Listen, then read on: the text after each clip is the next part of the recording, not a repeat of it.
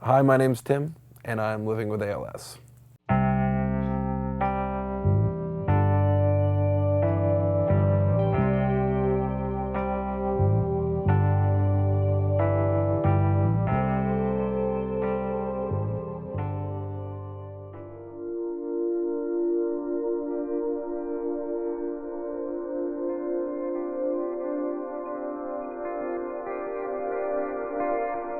A little over a year ago, we went to the doctor's office and got the worst possible news.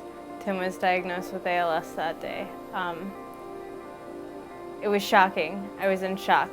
I just remember holding his hand and bursting out into tears, looking at the panic on the doctor's face. It was obvious he had never given a diagnosis like this before.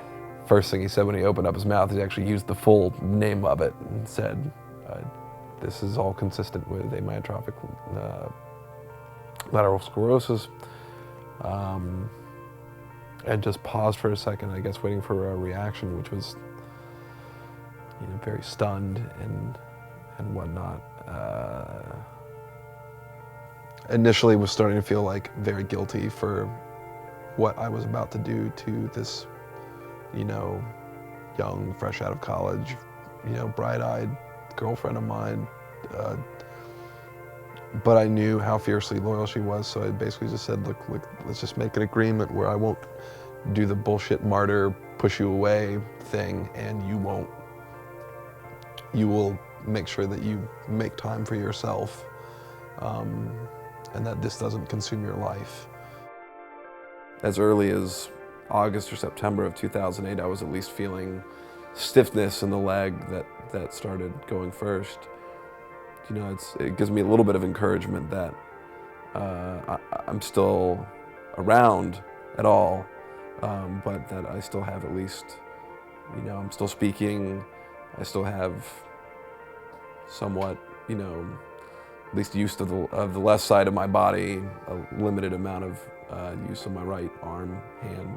The ALS community itself is relatively small at around 30,000 people.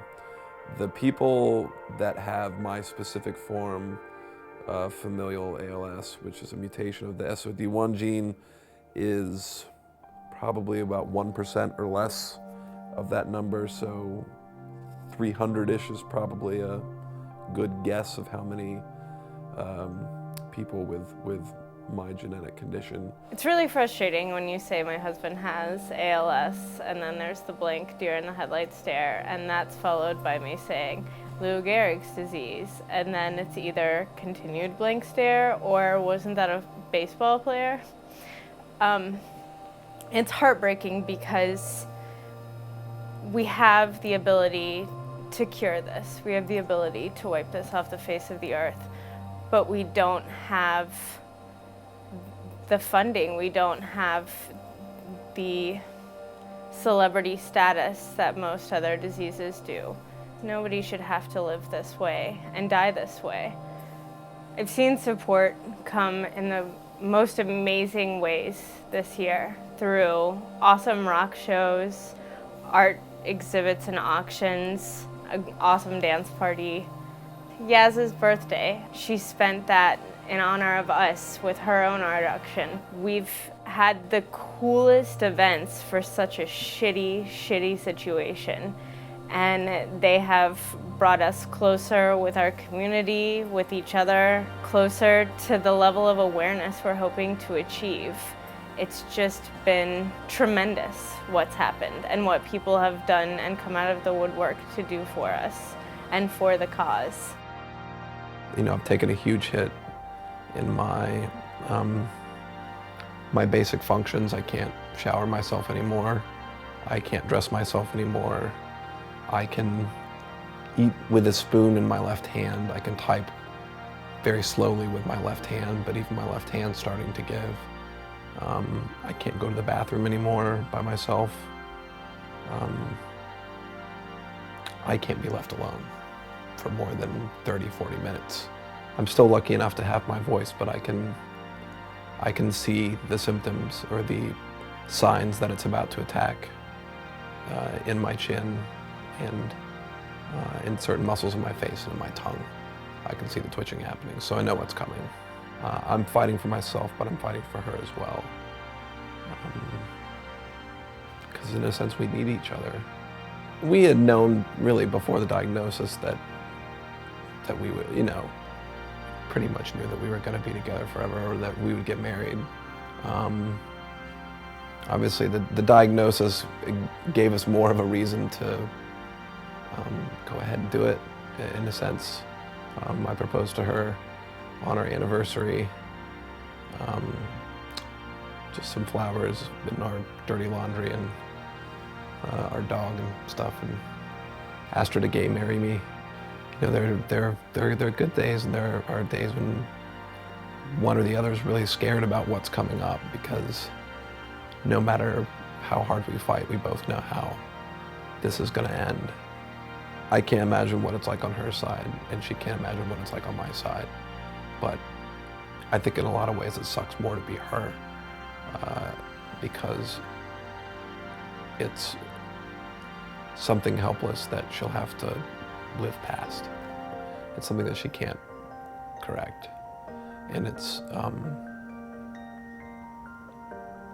that part of her that wants to save the world is going to be very hurt by this.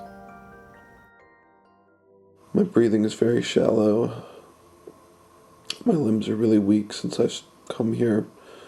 I've lost almost all remaining use of my right hand, and the left is going so quickly it's really taking me aback. Same thing with the left leg. It doesn't seem like long from now that I'm going to have no movement of my limbs. I don't have the strength to even put the camera on the table, or the lung strength to speak any louder than I currently am.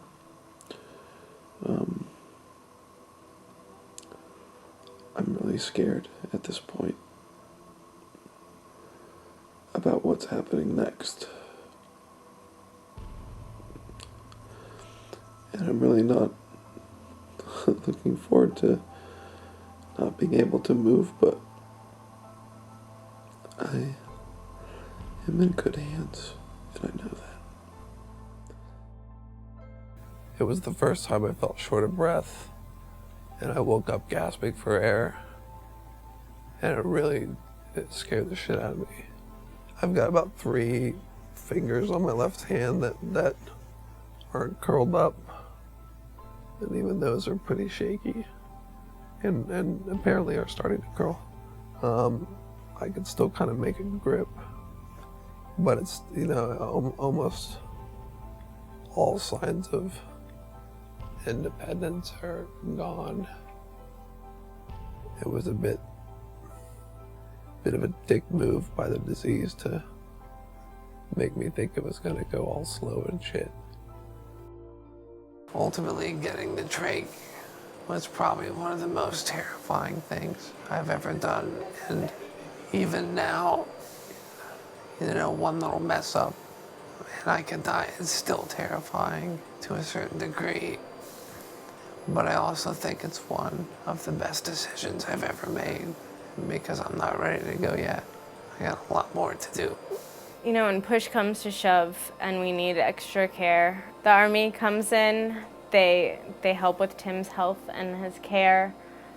They've learned all the new procedures and techniques of taking care of him, suctioning, vent care, everything, so that he and I can have a life together, and so that we have the coverage 24 hours when we need it. And they really bend over backwards for us so that we can enjoy life still. It's Tuesday, the 14th of September, and I've been in the hospital now for the greater part of 2 months. I feel like I'm suffocating on a regular basis, and it's definitely made me think more about how I think my life should end. And then between the physical pain and the mental torture of not being able to move or scream or even freak out. It's becoming a little bit too much to handle. Even for little old inspirational me. And I feel weak, and I feel tired, and part of me feels like tossing in the towel. But I don't feel broken. I don't feel broken. And that's because of the often awesome army. And so I'm really hoping for a miracle turnaround of both my health and my mental health.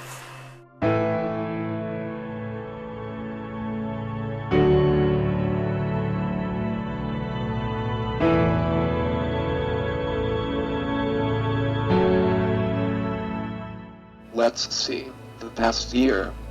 I can't walk at all. I eat through a tube. I breathe through a tube. I speak and web surf through my eyes with a Toby computer. I cry at the drop of a hat, like a housewife reading a Nicholas Sparks novel. This past year sucked large, hairy donkey balls from a health perspective. I mean, look at the first episode. Look at how healthy I was. Look at me now. I look horrible. I mean, as horrible as someone as attractive as me can, but that's still the same brain in there. Do I think I'll make it another year? Fuck yes, I do. I have got a lot to accomplish, and I'm not dying before it's all done. No way am I going anywhere. This is real. This is happening to all of us. And we are going to do amazing things because of this. We're going to cure this disease. We're going to help the world. We're going to help so many people. And we're going to continue to do this together because we love the shit out of one another. If you just look back on this year, we've accomplished so much. We will win this. We will.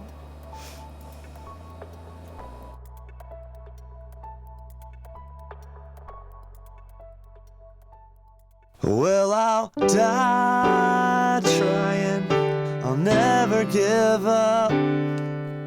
Even when the odds are down, when no one gives a fuck. And even when pigs are flying, hell is frozen up.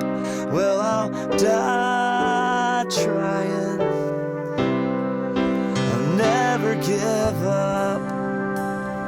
And I know it's hard to love someone whose head is in the stars. But don't give up, hold on soon.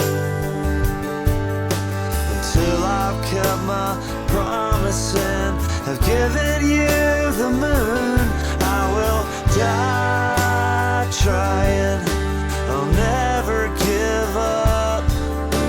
Even when the odds are down, when no one gives a fuck. Not even when pigs are flying, hell is frozen up. Well, I'll die trying, and I'll never give